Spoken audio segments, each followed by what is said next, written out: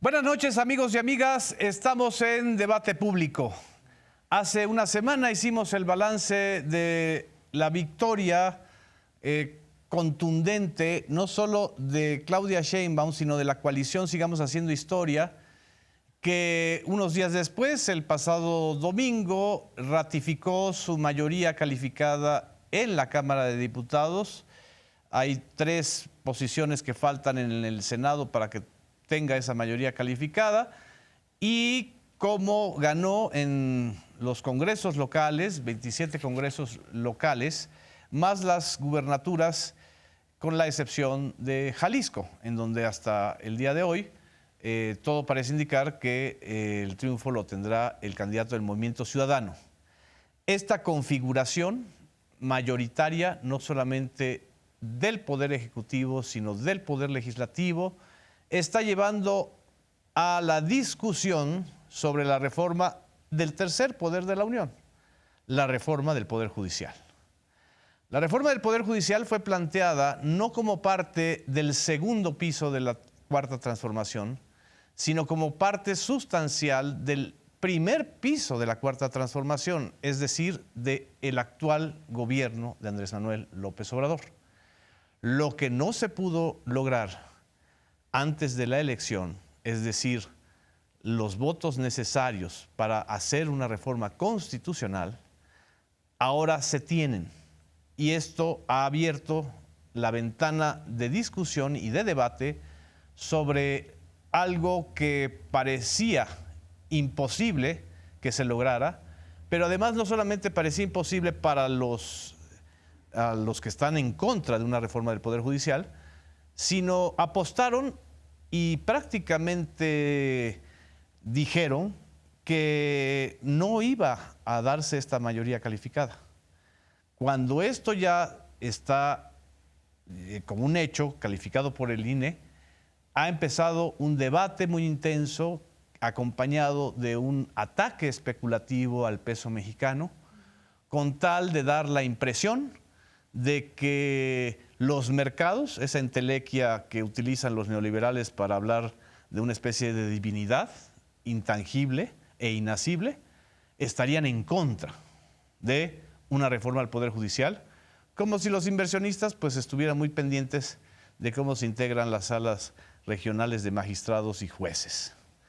La propuesta de la reforma al Poder Judicial tiene un elemento que es bastante explosivo para quienes están en contra de este proceso.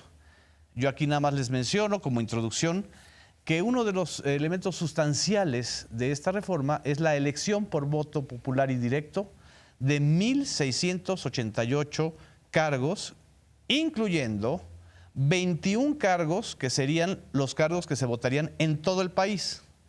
Estos 21 cargos incluyen a los 9 integrantes de la Sala Superior de la Suprema Corte de Justicia de la Nación. Es decir, se reduce de 11 a 9 los integrantes de la Sala Superior, y estos 9 integrantes serían electos a nivel nacional junto con los 7 magistrados del Tribunal Electoral del Poder Judicial de la Federación, que son los encargados de tener la última palabra en la calificación de los procesos electorales, más 5 magistrados integrantes del Tribunal de Disciplina Judicial, que vendría a sustituir al Consejo de la Judicatura. El Consejo de la Judicatura es este órgano de administración de la justicia que se creó en la reforma de 1995 de Ernesto Zedillo, con el voto a favor del PRI y el PAN, que ha resultado ser una auténtica un auténtico elefante blanco, es decir, un organismo que no ha cumplido con las funciones para las cuales fue creado, y que, bueno, los abusos y los excesos y las irregularidades de los jueces y magistrados han ido proliferando. Estos son, digamos, los ejes más discutidos y discutibles de la reforma del Poder Judicial. El lunes 10 de junio, la presidenta electa, la virtual presidenta electa, Claudia Sheinbaum, dio una conferencia después de su encuentro con Andrés Manuel López Obrador, y esto planteó en relación con la reforma al Poder Judicial. Vamos a ver. En el caso de la reforma al Poder Judicial, pues no solamente sea a partir de la apertura de la discusión que pueda hacer la comisión permanente ahora, sino que lo discutan las barras de abogados, las facultades de derecho, los propios ministros, magistrados, obviamente los trabajadores del Poder Judicial, que se haga una discusión amplia en estos meses para que se conozca. Hay una propuesta enviada. Entonces la idea es que sea a partir de esta propuesta enviada que se haga este diálogo, que se conozca. Muy poca gente en México sabe cómo se conforma el Poder Judicial, por ejemplo. Y eso es algo que es importante que se conozca. Pues esos son los términos del debate de esta semana y agradezco mucho la presencia de mis compañeras, que hoy sí son mayoría, en esta mesa de debate. Luisa Cantú. Muchas gracias. Hola, conductora compañeras. de Solución 2024. Vianey Fernández, su directora de noticias del Canal 11. Hola, ¿cómo están? Azul Alzaga, conductora de Punto de Referencia. Buenas. Emerson Segura, conductor de TV Migrante y de Sucesión 224. Un gusto estar aquí, Genaro. ¿Quién le quiere entrar? Ay, no fue adrede. No fue adrede, pero a ver, pues sí, Azul. creo que sí hay varias cosas que comentar. Se plantea un escenario, lo estabas comentando muy bien, de como si se fuera a venir abajo la economía, como Sí. una especie de amenaza, de chantaje, que recuerda mucho en realidad a lo que pasa de pronto en los escenarios electorales en Estados Unidos cuando salen los candidatos y dicen, los problemas, el origen de todos los problemas aquí son los migrantes, entonces vamos a poner un murote y vamos a ser mucho más restrictivos y no sé qué. ¿Por qué recuerdan a eso? Pues porque en realidad son planteamientos o una forma de presionar muy politiquero, muy oportunista, y se entiende que eso se esté dando en este momento porque se intenta presionar a Claudia Sheinbaum para que dé marcha atrás a una cosa que está más que cantada. Dicho sea de paso, más que cantada desde hace... Votada. Votada, exactamente. O sea, los ciudadanos es decir, votaron por esto. Exacto. Hay un mandato popular que nació justamente de la convocatoria del presidente hace meses para decir, en vista de lo que hemos estado viendo con el Poder Judicial, entonces necesitamos reformar ese Poder Judicial. Ese es un diagnóstico que no es una imposición, no es una ocurrencia de ahorita el presidente, tampoco es una imposición, es un diagnóstico que comparte el presidente efectivamente con una mayoría de la población y también con Claudia Sheinbaum, porque también fue algo que incorporó Claudia Sheinbaum en su propia campaña. Entonces, digamos, eso está dado, son condiciones que quieren en este momento, pues como intentar amarrar esa navaja, que se eche un poco para atrás. Me parece a mí lo que acabamos de ver, este planteamiento de Claudia Sheinbaum muy acertado en términos que tampoco es nuevo, hay que decirlo igual. Así es. De vamos a abrir la discusión. Eso también se hizo cuando hubo la reforma eléctrica y la reforma electoral. Creo que menos lograda fue la reforma electoral en términos de esta gran discusión. Pero sí hay que recordar que en su momento, cuando fueron estas dos reformas, no solamente hubo parlamento abierto, también hubo asambleas en las calles, en todos lados, todo el tiempo se estaba discutiendo, y esta discusión, una y la otra, como se espera que aquí también suceda, se ganó en la calle.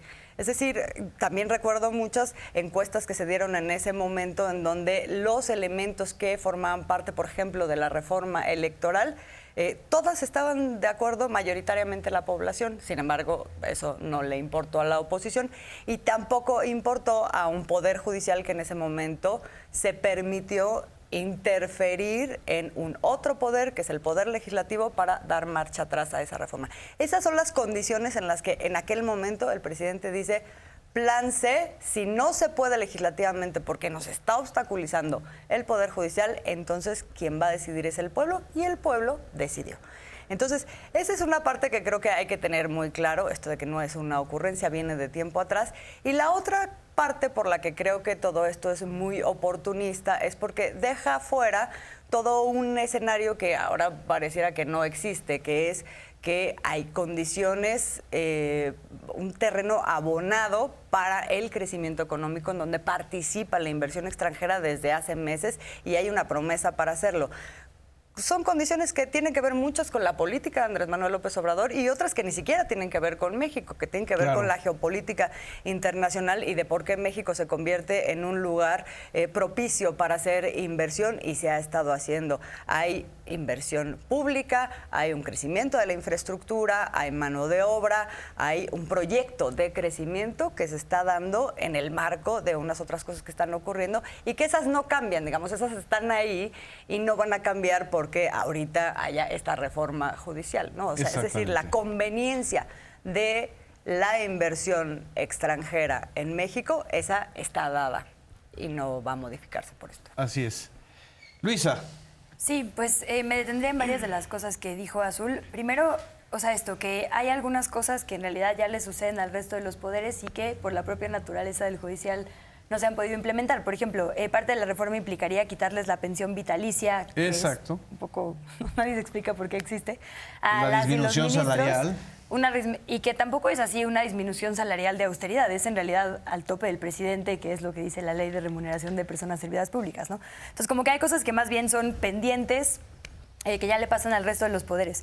Yo me detendría, se ha hablado muchísimo y me parece muy interesante de lo de la elección mediante el voto popular de ministros, magistrados, magistradas, jueces, pero creo que hay dos partes que también son absolutamente medulares, que son las últimas que decías. La primera es la de sustituir al Consejo de la Judicatura, porque efectivamente, ¿quién revisa al Poder Judicial cuando comete una arbitrariedad? Así no es. hay.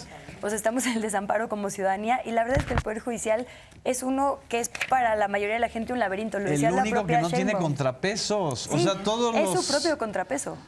Todo el ballet folclórico del estado del contrapeso no dice nada de que los magistrados, ministros y jueces pueden hacer lo que se les hinche su reverenda gana, como liberar a Rafael Caro Quintero, a sí mismos. o como negar la extradición de Rafael Caro Quintero, y nadie les dice nada. Bueno, quien encabeza la Corte encabeza el Consejo de la Judicatura, Exacto, ¿no? además. La diferencia ahora sería que estos órganos, el tribunal y el órgano de administración, serían integrados por personas de otros poderes, de manera que efectivamente sean contrapeso, ¿no? Otros poderes, además hay que decirlo, que sí vota la gente, ¿no? O sea, esa es la diferencia. Y también por eso es importante lo del voto popular. Cuando tú eliges a alguien directamente, hay esa sensación como de posibilidad de rendición de cuentas. Pero lo que me parece más importante, la verdad, son las reglas procesales. Primero, establecer plazos máximos para resolver asuntos. Es una locura que haya gente que tiene 18 años en la cárcel y haya un juez o una jueza que tiene 18 años sin decidirse por X o Y razón.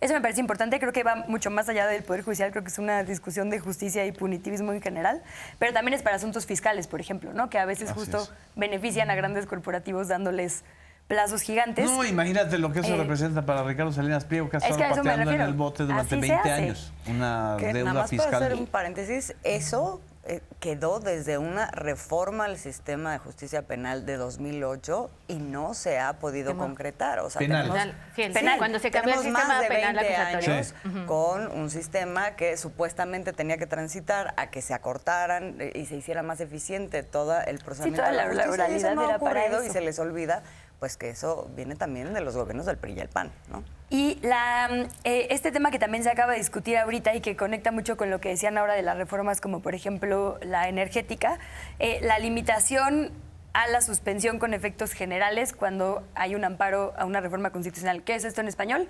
Si un poder legislativo como la Cámara aprueba una reforma para garantizar la soberanía energética, es decir, si se aprueba una reforma energética por la mayoría de diputadas y diputados que la gente votó, no puede Iberdrola poner un amparo en la Corte, que la Corte se lo dé y tenga efectos para todo el sector. Eso es lo que quedaría también, digamos, de facto ya escrito. Que ya se modificó en la ley de amparo. Que está en discusión, porque ya ves que todo lo que se modifica llega a la Corte otra vez. Las acciones de inconstitucionalidad, Tal cual, le pasó a esa reforma, a esta otra reforma, entonces como que también ya quitaría estas lagunas que permiten que nadie sepa quién tiene la última palabra. O más bien, que no sea solo esta Suprema Corte, que está llena de intereses del viejo régimen, las que tengan la última palabra para dar amparos, para decretar anticonstitucionalidad u inconstitucionalidad de un procedimiento, ¿no? Es decir, para modificar la naturaleza misma de la integración de este Poder Judicial. Sí, o sea, la última palabra, de hecho, de cualquier proceso legislativo. Es decir, no tienes ya, has anulado un poder en los hechos. Así es. Que es el poder legislativo, y lo que quieres es equilibrar eso, porque en este momento no hay separación de poderes. Así es. Vianey. Creo que lo que agregaría yo, a ver, es la lección que nos dejó el 2 de junio es que el voto ciudadano es el mejor contrapeso que hay, ¿no? Y lo vio el Senado, bueno, quienes van a integrar el Senado, lo vio quienes van a integrar la Cámara de Diputados, sí, quien incluso va a asumir la presidencia de la República, los gobernadores, los congresos locales. Es decir, todo el sector político creo que vio por primera vez que el gran contrapeso en una democracia como la mexicana es el voto ciudadano. Entonces creo que cuando el Poder Judicial ve esto, ¿no? A la hora de decir una reforma para que nos elijan, ¿no? Empiezan evidentemente ante el temor de, ahí ya estamos hablando de otra cosa, ¿no? De un contrapeso real. Ahora, lo que me llama mucho la atención es toda esta propaganda del miedo que hay en torno al plan C, ¿no? Porque lo que no se logró, lo que no logró la oposición en las urnas, ahora creo que lo están tratando de hacer a través de una estrategia, de una propaganda de miedo en torno a Claudia Sheinbaum. Tuvo el respaldo ciudadano, sí, de 35 millones de votos, pero eso no es el problema. El problema es que va a tener mayoría calificada en diputados, va a tener, salvo 3 senadores, va a tener mayoría calificada en el Senado. El autoritarismo. Y volvemos a lo mismo. Se les olvida que el mayor contrapeso al final del día es el voto ciudadano. Los ciudadanos decidieron eso. Claro. ¿No? Y creo que con eso la oposición también se cura de hacer una autocrítica de que no fueron capaces de crear un proyecto que atrajera un poco de votos para justo que les diera mayor representación en el poder legislativo y en los congresos locales. Le echan la culpa al ciudadano, ¿no? Por irresponsable en su voto. Ahora, como parte de esta estrategia y esta propaganda del miedo, utilizan el sector económico, que al final del día creo que es también un gran respaldo que la ciudadanía le ha dado al proyecto de la Cuarta Transformación, porque durante años no vieron crecer su poder adquisitivo. Y sí, los programas sociales, ¿no? Crearon que esta riqueza no fuera solamente piramidal, ¿no? Sino que llegara hasta las bases, ese crecimiento que ve a día las familias mexicanas. Bueno, pues no lo pudieron atacar en campaña y ahora dicen aguas porque el peso, aguas porque la inversión, ¿no? Aprovechándose de este periodo de transición. El día de ayer Fitch en Ratings decía, los bancos no tienen mayor problema en el periodo de transición. A ver, ni siquiera la economía se maneja a través de los periodos electorales, se maneja a través de las bases económicas. Claro. Los bancos tuvieron 273 mil millones de pesos de utilidades el año pasado, 10% más que en 2022. Con esas ganancias son capaces, o sea, bien pueden pasar un periodo de transición política sin ningún problema. O sea, el tema no es político, ¿no? Ni tampoco económico. Creo que hay una estrategia de miedo justo para hacer claudicar a Claudia Sheinbaum, un proyecto que ya estaba planteado, no hay ninguna sorpresa.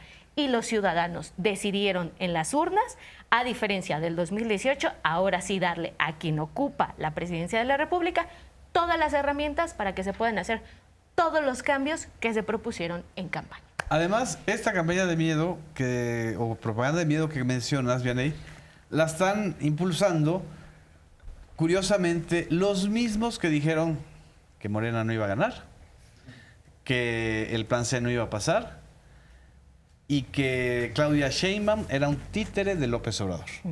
Literal. Esos mismos son los que ahora dicen, dejen gobernar a Claudia Sheinbaum. Claudia Sheinbaum sí es moderada.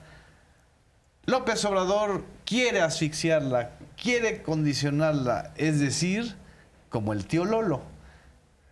Como dice una cosa, dice otra. Pero Emerson, ¿qué es en realidad lo que se está jugando?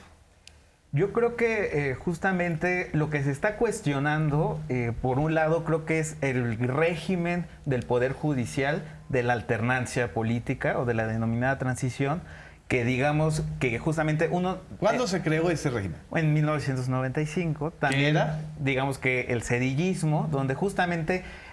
Hoy incluso Cepeda Patterson en un texto, ¿no?, señala como estos falsos paralelismos que ayer Samarripa en Reforma también lo quería hacer en cuanto a la posibilidad de que haya crisis económica como en el 94-95 por el periodo de transición que fue muy corto entre Salinas y Zedillo, y que ahora nuevamente el periodo es muy corto de transición entre el presidente López Obrador y Claudia Sheinbaum, ¿no? Un poco el error de diciembre va a ser el error de septiembre, y entonces extrapolan digamos que razonamientos que realmente no tienen... Y forzan las comparaciones, sí, como si la relación Zedillo-Salinas fuera la misma que Sheinbaum-Andrés Manuel, como si no hubiera en medio de la relación Zedillo-Salinas el crimen político de Luis Donaldo Colosio y todas las sospechas de corrupción de todos los Salinas, ¿no? Así es, y en ese momento pues Zedillo ocupa justamente una reforma al Poder Judicial para hacer un nuevo régimen del que se venía, ¿no? O sea, pasaron de, por lo menos en la Suprema Corte, pasaron de 26 a 11, ¿no? Ahora se plantea que pasen de 11 a 9, ¿no?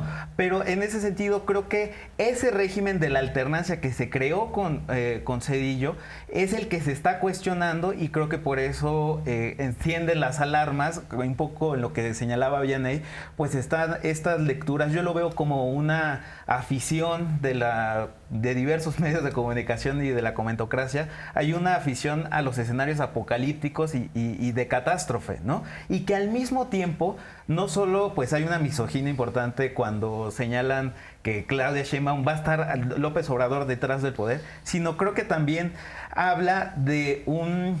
Están buscando, ven en Claudia Sheinbaum la posibilidad de una traición, ¿no? Es que Claudia tiene que tomar distancia del presidente López Obrador para que ella pueda mandar, le está imponiendo las reformas, le está imponiendo casi el gabinete, o sea, hay una... Los mismos que dijeron que López Obrador la había impuesto. Exacto, ¿no? O sea, hay una, justamente el único movimiento que tuvo un proceso interno, en fin, ¿no? O sea, creo que hay una insistencia en lo que tú señalabas de ciertos comunicadores y medios de comunicación que ahora ven en Claudia sí la posibilidad o un deseo, ¿no?, de que exista la traición, pero al mismo tiempo lo ven como una salvación, ¿no? O sea, ven que Claudia Sheinbaum, en medida que tome distancia de López Obrador, no se vaya a los brazos de los radicales del López Obradorismo, se va a centrar y entonces va a tener una carrera propia, ¿no? O sea, y es como cuando claramente ellos son los que le quieren decir a Claudia Sheinbaum qué hacer y cómo gobernar, ¿no? O sea, yo creo que no hay duda que estos 6 años de gobierno, pues la gran lección o el gran pendiente sí era la reforma al Poder Judicial. Lo vimos con la reforma eléctrica,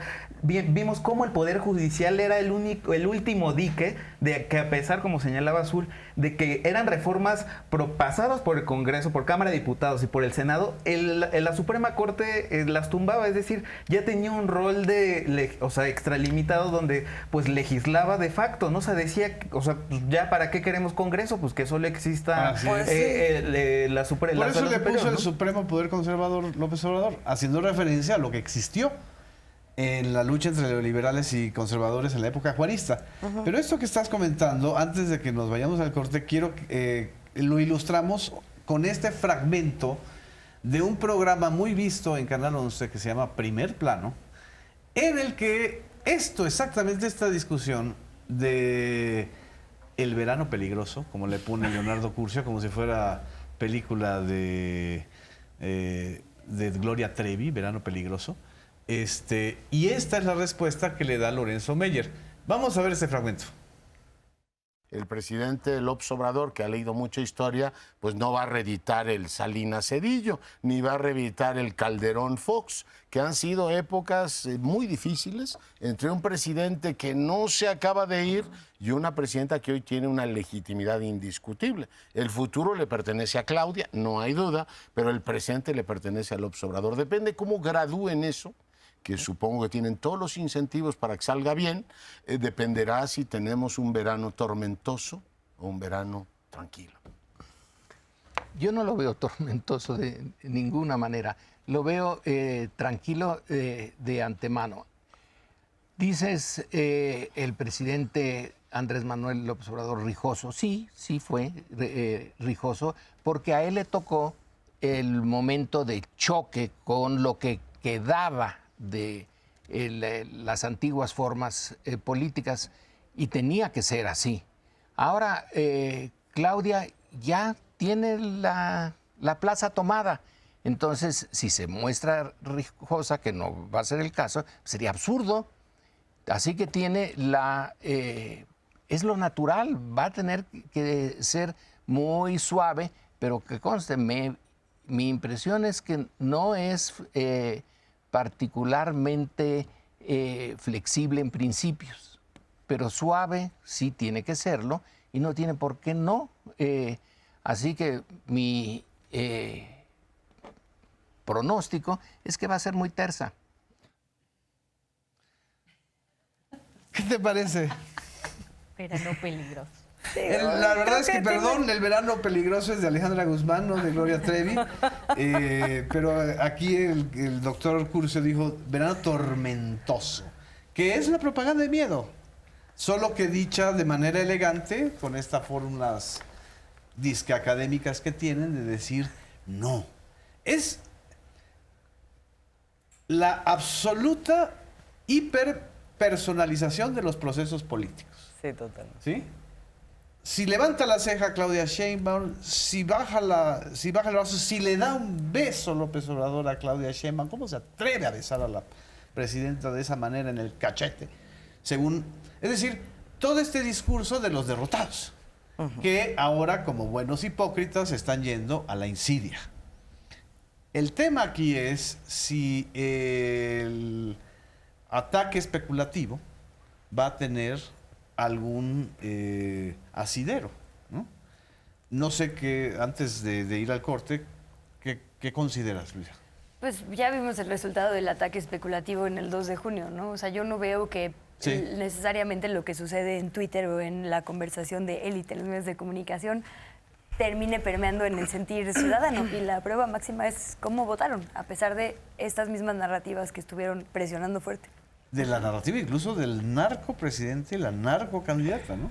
Sí, y también por parte de quienes están impulsando, digamos, es que hay una parte que no se sostiene, digamos, porque todo este horizonte en donde todo puede salir mal está basado en una gran mentira también, otra vez, como todas sus campañas sucias, que es que se intenta que el Poder Judicial pierda autonomía, cuando lo que se quiere es justamente lo contrario. Liberarlo. Exacto, liberarlo de lo que son los poderes fácticos, que son los poderes económicos, también un poder político. Actualmente la Suprema Corte de Justicia, los ministros pues van por cuenta del presidente y luego el Senado y entonces los partidos. O sea, sigue absolutamente sujeto a una serie de grupos de interés que lo que se trata es que se libere justamente de eso. Eso por poner una de las cosas de la reforma, pero ya decíamos también lo del Consejo de la Judicatura y el hecho de que la verdad es que en este diagnóstico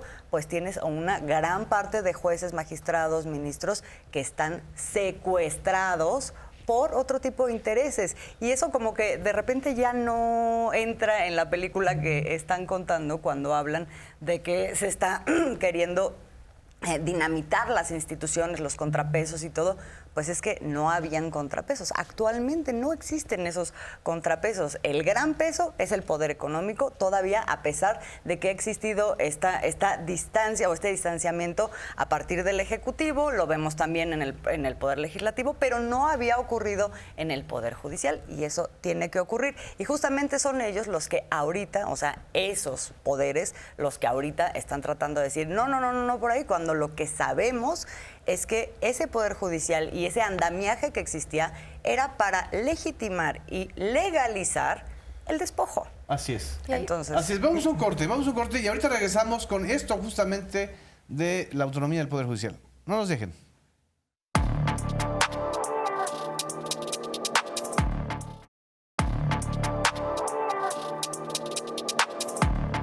Regresamos a Debate Público. Estábamos en esta discusión de si la reforma judicial al Poder Judicial violaría la autonomía del Poder Judicial, esa sacrosanta autonomía que es violada todos los días, a todas horas, empezando por la ministra Norma Piña, que a altas horas de la noche no solamente emite WhatsApps medio extraños, sino que también tiene reuniones con dirigentes de partidos como Alito Moreno y con los magistrados, o sea, ella misma violando la independencia y autonomía de los magistrados electorales, que por definición deben ser absolutamente imparciales y absolutamente no pueden tener contacto con los entes fiscalizados o interesados.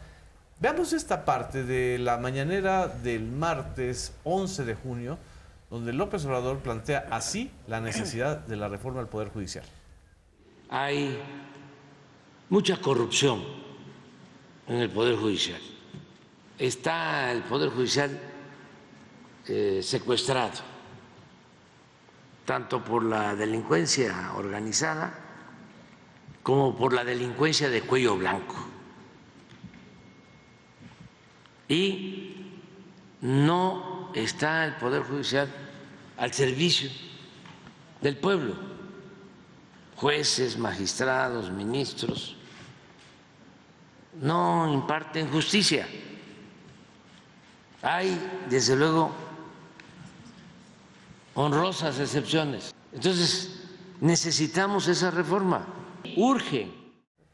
Y después de decir esto, también argumentó que pues, la propia presidenta de la Suprema Corte de Justicia, Norma Piña, ha vulnerado la autonomía de su cargo y de la Suprema Corte de Justicia con este tipo de reuniones. Vamos a ver. Incluso ya lo expresé en el mismo Poder Judicial, pero no, que la presidenta del Poder Judicial, lo digo con todo respeto, va a reunirse en la noche en una residencia con el presidente de un partido. O sea, ¿qué es eso? En lo oscurito.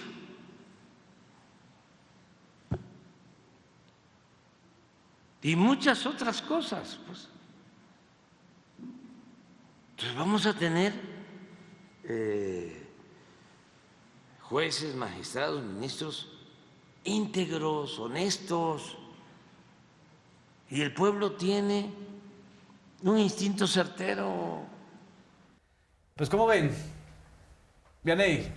Me llama la atención que hemos pasado de la lucha por la democracia ahora a la lucha contra el autoritarismo, ¿no? Y por la autonomía de la Corte. ¿Te acuerdas del INE? Sí, no se toca. sí. Ahora es la Corte, no se toca. O sea, como esta narrativa en realidad me sorprende. Conservadora, pero me sorprende porque creo que sigue estando súper alejada de la ciudadanía. ¿Cómo le dices a la ciudadanía, defendamos la autonomía de la Corte, cuando el Poder Judicial es uno de los poderes que más ha lastimado a la sociedad? O sea, ¿cuánta gente no conocemos que está en la cárcel porque no ha tenido un debido proceso?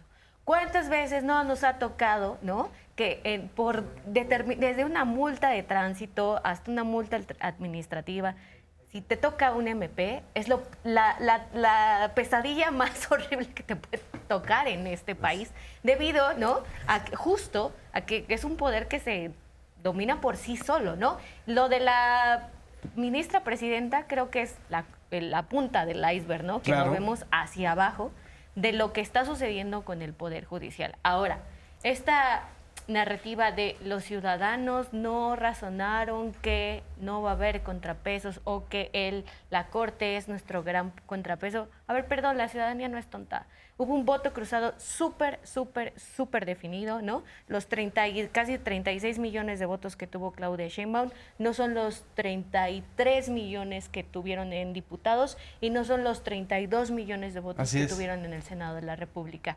Ahora sí, votaron masivamente la ciudadanía por un proyecto en el que estaba definido desde un inicio que se modificaría el Poder Judicial y que es también un reclamo ciudadano. Y todavía el día de ayer, en el programa del señor Zuckerman, la hora de opinar. La especialista, que yo la respeto mucho por sus conocimientos, pero no comparto para nada su visión, Ana Laura Magaloni, dijo que el tema era la complejidad. Imagínense la complejidad de que un pobre ciudadano común y corriente tenga que votar por un magistrado, por un ministro o por un juez y no entiende el entramado, así dijo, el entramado complicado de los tribunales especializados y lo que se dejaría de avanzar en litigios. Seguimos en la misma idea tecnocrática de que, o de la tecnocracia, de que el gobierno y los asuntos públicos solo son para especialistas. Sí. Y de que no deberían los ciudadanos opinar. A mí lo que me gustó incluso de esta iniciativa de reforma, del planteamiento, tengo aquí el documento, hay una cita en una parte de la iniciativa de Zarco, del periodista liberal, que además él argumenta en favor de la elección de los ministros. Y ahorita la encuentro y se las comparto, pero está en la propuesta de la iniciativa. Es una discusión vieja, es una discusión en donde seguimos pensando que hay un menor de edad que debe ser tutelado, que es el ciudadano y que debe ser además tratado como si fuera tarado, ¿no? O sea, ¿cómo no va a definir? Aquí está. Dice Francisco Zarco, en cuanto a los elegidos desde que somos independientes, la administración de justicia ha sido el monopolio de los sabios con título, de los hombres instruidos, de los letrados. ¿Y qué ha sido la administración de justicia? Un caos, un embrollo, de que el mismo señor Reyes, como hombre de bien, no puede estar satisfecho. Le está discutiendo a un tal Reyes.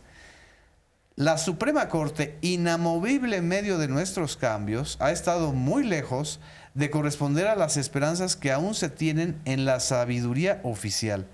Esto tiene más de 140 años de haber sido dicho. Y que es muy parecido a lo que se discutía a principios del siglo XX sobre que la ciudadanía no toda podría o tendría que votar, sino solo los notables, los que tienen cierta educación, cierto nivel socioeconómico, ¿no? O sea, se discutía si el voto tenía que ser universal o no. Así es. ¿Por qué se les negó el voto a las mujeres?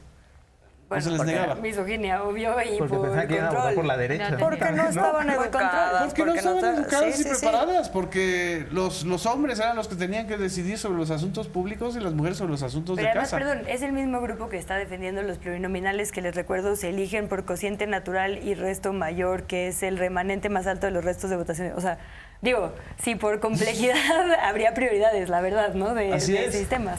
Y bueno, perdón, nada más ahí cerraría con esto que dices. Hay cierta élite que nunca ha lidiado con los problemas de la gente común. Y élite, o sea, incluso muchas de nosotras y nosotros en el periodismo, esto que dices, la cantidad de personas que han estado en conflicto con la ley de la ciudadanía, que entienden mejor que cualquier académico o cualquier periodista en esta mesa al sistema judicial, es una muy importante. Y ahí yo, o sea, pondría dos ejemplos que me tocaron reportear el año pasado. Un juez que determinó que una mujer era asesina porque le parecía mala madre porque no pasaba suficientes horas con su hija. O un juez que mandó a 3 chavos en situación de cárcel, de calle a la cárcel, primero porque se les acusó de haberle disparado a alguien, finalmente se probó que no habían disparado y entonces dijo, bueno, pero tampoco lo evitaron, a la cárcel. Así hay vidas y vidas y vidas.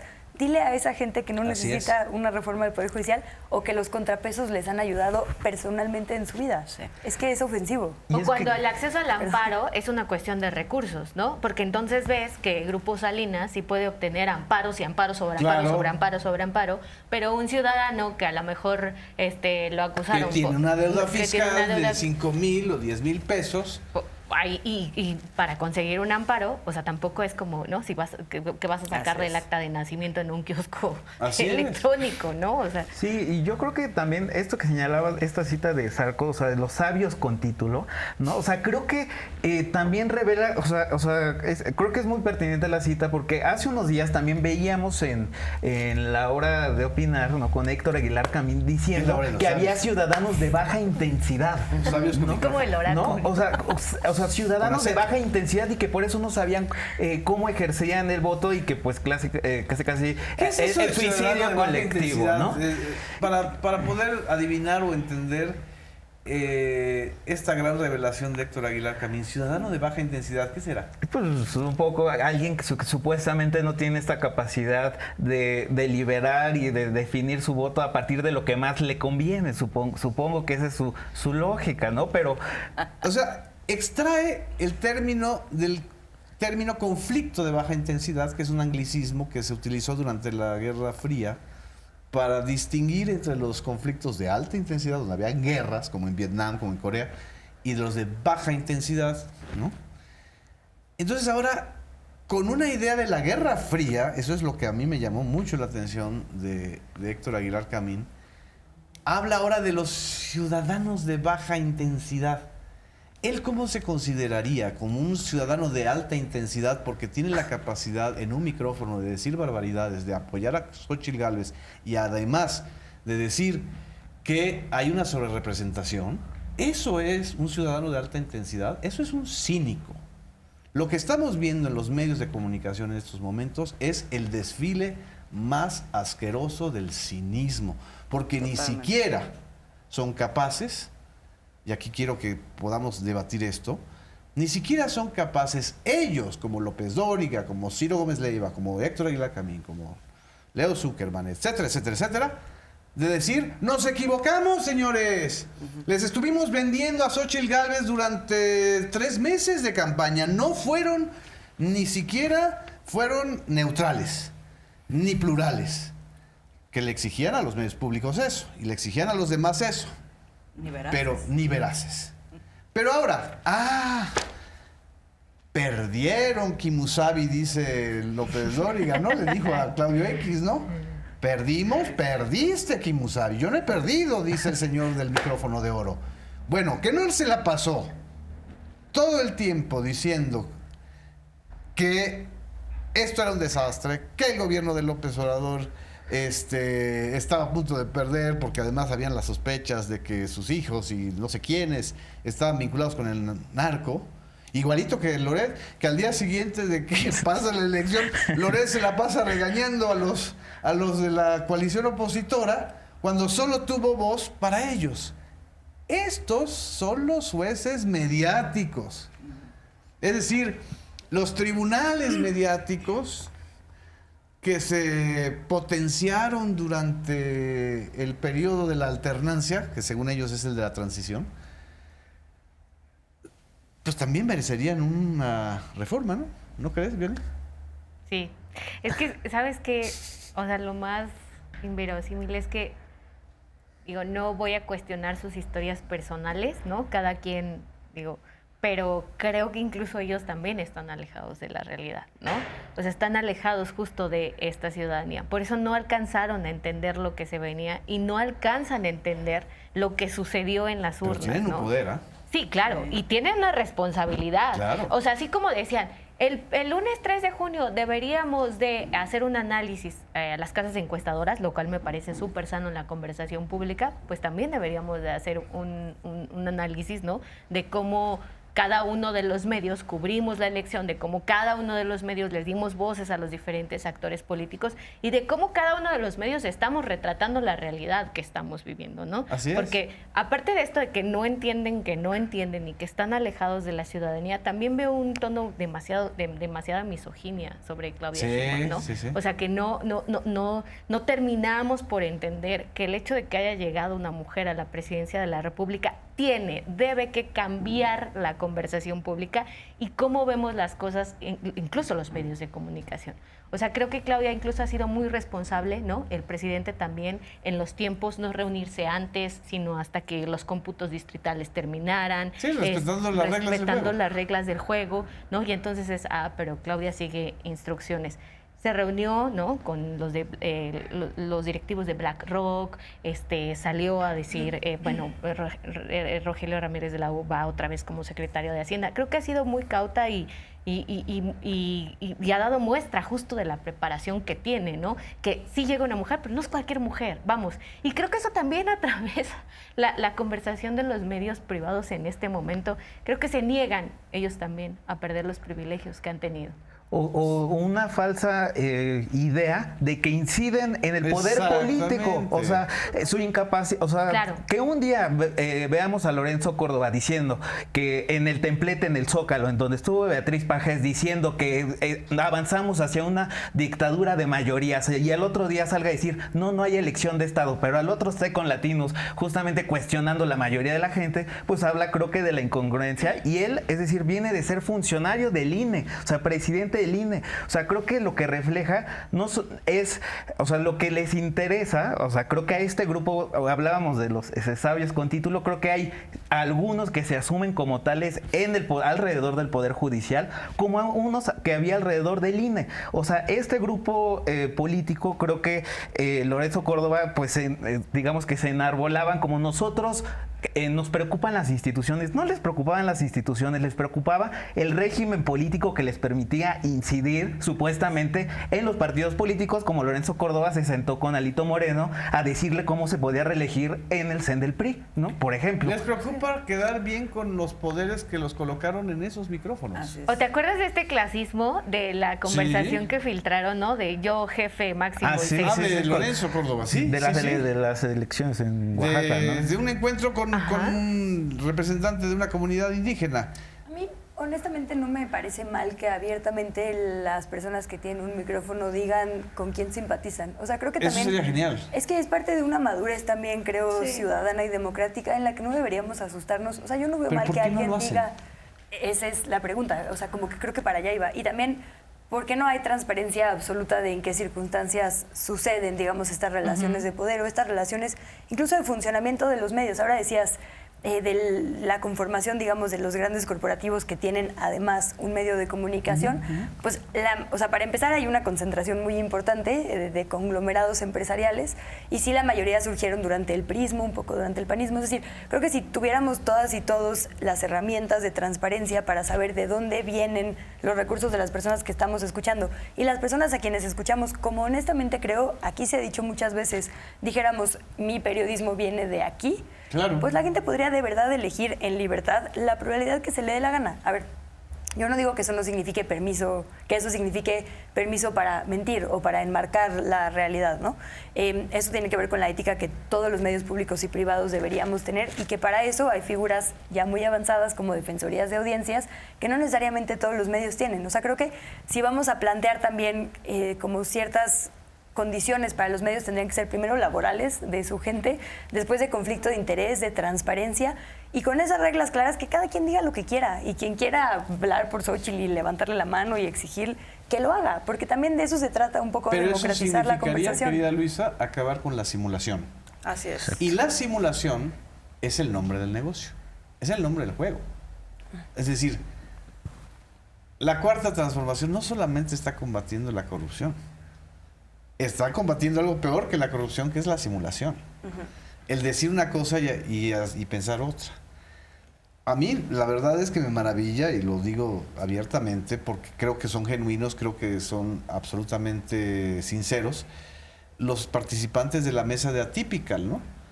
O sea, que ponen unas caras en donde se les ve que el odio del odio y la derrota es genuina. Bueno, decir la odio a mí sí me da conflicto. O sea, creo que hay formas de criticar sin que sea la raya peligrosa de discurso. Pero no están simulando. Es decir, están simulando como otras y otros que creen que son informadores o que le hacen creerle a la gente que están informando cuando en realidad están haciendo propaganda. No, y etiquetado, claro, porque una cosa es tener una convicción y una coincidencia ideológica y otra es que me paguen por decir una cosa, y eso sí creo que no debería ser nunca, ni de derecha ni de izquierda. Pero, por ejemplo, eso sucede en Estados Unidos, ¿no? O sea... Bueno, toda la cadena Fox apoya abiertamente a Trump. Creo que eso podría, ¿no?, abonar, o sea, a que la conversación pública sea un poco más sana. O sea, en Estados Unidos, sabes que si Fox está muy delimitado, ¿no? Y dice, somos abiertamente republicanos, ¿no? Y le cambias a Fox y sabes que escucharás buenas cosas de Donald Trump, y le cambias al otro canal, ¿no? A NBC, o sea, CNN. Y entonces es CNN y sabes que son abiertamente demócratas. Es decir,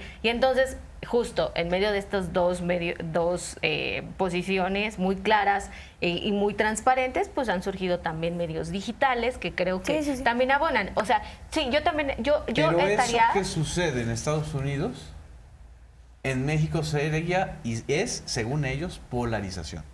Que ese es el otro término. El otro terminajo en donde está, para seguir esta argumentación de la propaganda, o sea, de la guerra de propaganda, la otra que nos están vendiendo no solamente es el miedo a la reforma del Poder Judicial porque entonces se va a caer la economía, sino la polarización. ¿Tú qué opinas de eso? Sí, no, o sea, creo que eso es parte de la gran simulación, pero incluso, digamos, tomando en cuenta ejemplos como ese en Estados Unidos, donde sí las relaciones de poder con los medios de comunicación son muy claras y entonces también el discurso es muy claro y uno sabe qué esperar. De todas maneras, creo que hay una cosa como que se pierde en medio de toda esa discusión, que es como la confusión de la pluralidad o la claridad de desde dónde estás hablando con el derecho a mentir o no mentir. Creo que esa parte y la incapacidad que se ha tenido en los distintos sistemas en donde hay medios de comunicación para hacer que rindan cuenta los medios frente a las audiencias. Esto que decía Luisa me parece a mí muy importante. O sea, los medios públicos se asume que porque tienen recursos públicos entonces tienen que hacer una rendición de cuentas que no tienen que hacer los medios privados. Como por qué si la responsabilidad social y pública es la misma. Son un actor público de poder. Y no tienen defensoría de las audiencias. Constitucionalmente son concesiones de un servicio de interés público. El uso del espacio radioeléctrico, bueno, el espacio radioeléctrico es de todos los mexicanos, es un bien público. La diferencia no es privado. está en los recursos fundamentales que sostienen una infraestructura pública, que vienen de los recursos públicos, y los intereses o los recursos privados, y también recursos públicos que sostienen a los medios privados, pero ambos son igual. Concesiones de servicios de interés. Si eres un actor de poder, o sea, es como público. Si no hay dinero público o espectro público, ¿el privado puede hacer lo que quiera? Pues tampoco, claro que no. Claro que no. O sea, son la reforma de... Allá lo que hay que retomar de la reforma de la ley de telecomunicaciones y de radiodifusión de la época de Peña, que fue esta reforma, esta frase al artículo 6º constitucional. A mí me tocó vivirla muy de cerca y la discusión muy de cerca porque los que estaban realmente, porque saben lo que eso significa, muy molestos de que se le hubiera agregado la frase de que los medios concesionados, tanto públicos como comerciales o comunitarios, son concesiones de un servicio de interés general, significa que el Estado puede tener intervención y la sociedad debe tener intervención sobre ese servicio público, ¿no? Concesionado de manera pública o de manera comercial.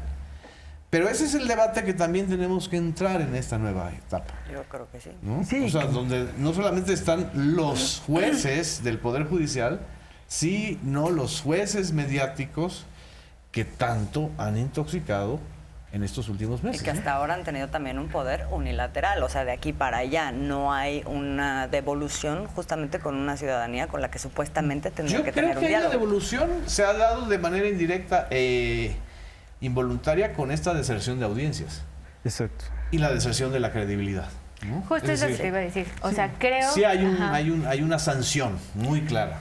Ahora, creo que eso se ha dado, en el proceso de estos 6 años, se ha dado en la medida en que esa desnudez de los intereses que hay atrás, ¿no? O sea, de realmente cómo funcionan esta conformación de voces desde los medios de comunicación corporativos, se da a partir de la conferencia matutina. Sin embargo, no existen mecanismos institucionales para que puedan dar causa a una cosa que siga avanzando sin, por ejemplo, una conferencia matutina o sin un presidente que está haciendo lo que hizo Andrés Manuel López Obrador durante estos años.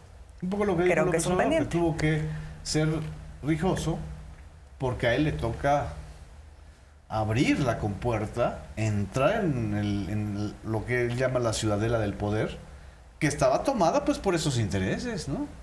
Por todos estos intereses en esa ciudadela en donde se hablaban ellos unos a otros y la voz del ciudadano no existía, ¿no? Y yo creo que también ahora, justo esto, uniendo esto con la reforma al Poder Judicial, pues el presidente López Obrador también señalaba la semana pasada que esta reforma, o sea, que es un proceso que está en discusión, que hay que ver cómo, que igual y puede ser como insaculación, que va a haber filtros, que uno los va a nombrar el presidente, otros el Congreso, otros, o sea, digamos, este entramado nuevo para la elección de un nuevo Poder Judicial.